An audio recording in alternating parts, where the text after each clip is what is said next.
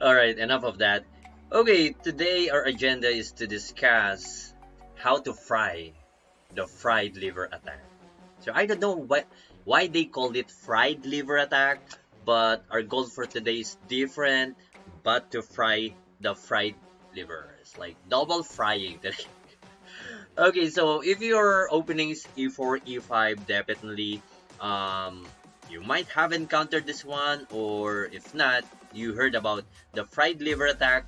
So even if your opening is not e4, e5, if you're studying different kind of opening, hmm, you know that probably you know this one, especially if you love traps.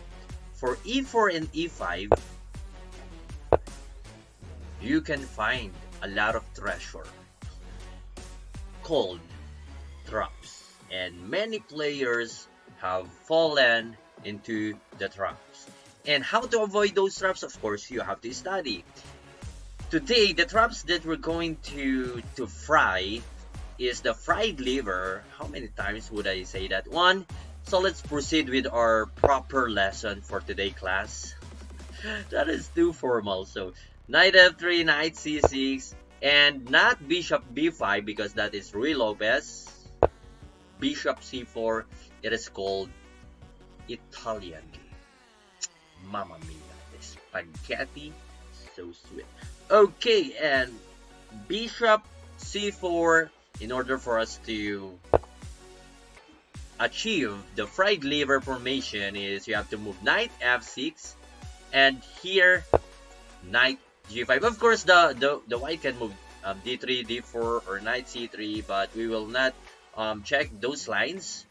Our target for today is this f7, which is currently, I'm seeing right now that f7 is sweating, I'm shaking, because sooner or later it will be captured.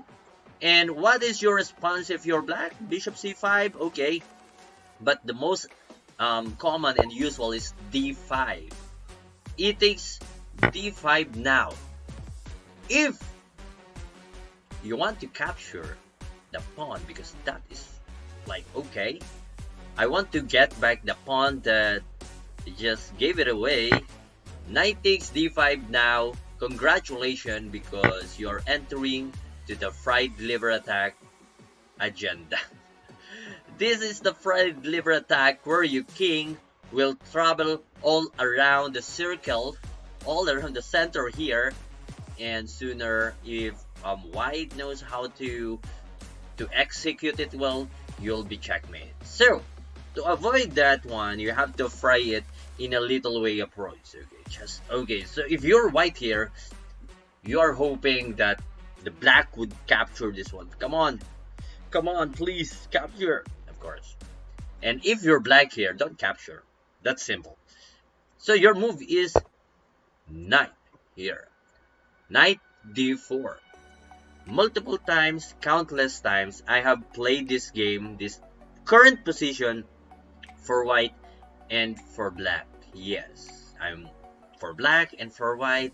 I love to play this one, especially this kind of position with this c3 and b5. So if I'm white, I'm moving c3. So if my opponent is white here and move c3, my response is b5. This will be a tough and sharp and complicated, adventurous games for white and for black. So if you want to try this opening, that's very good to try.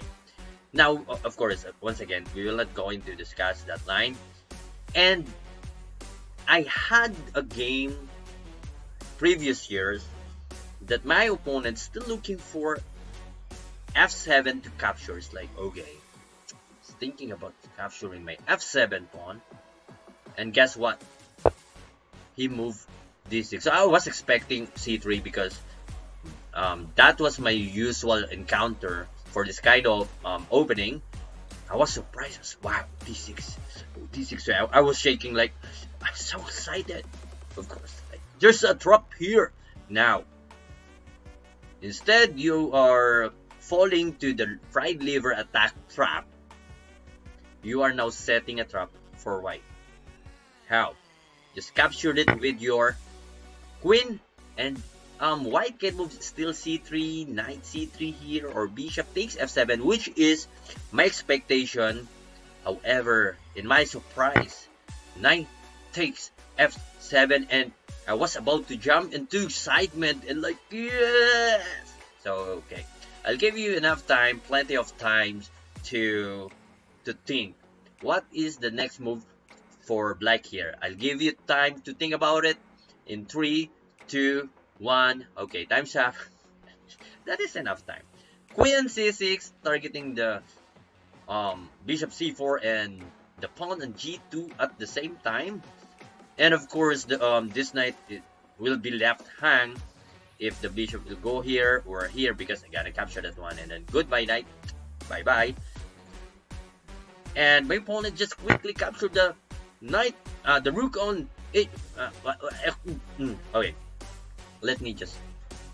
My opponent just simply captured my rook with his knight on h8. I was so stunned, like, wow, this is it. This is the moment. This is of course I gotta capture the g2, not the c4. I don't like the bishop. I'm on diet right now, so queen takes g2. I'm looking for a bigger opportunity, bigger chance, bigger. Yeah. Okay, so the rook is under attack, and white cannot defend this one no matter what. There's no way for you to defend it, and force move, or else I gonna capture that. That is checkmate right here, unless you're gonna give your king space on d file, which is d2. Rook here, and after the rook f1, I suddenly move, grab my queen and drop. Of course, there's a chess flag. It's a tournament. Queen e4, check. Okay.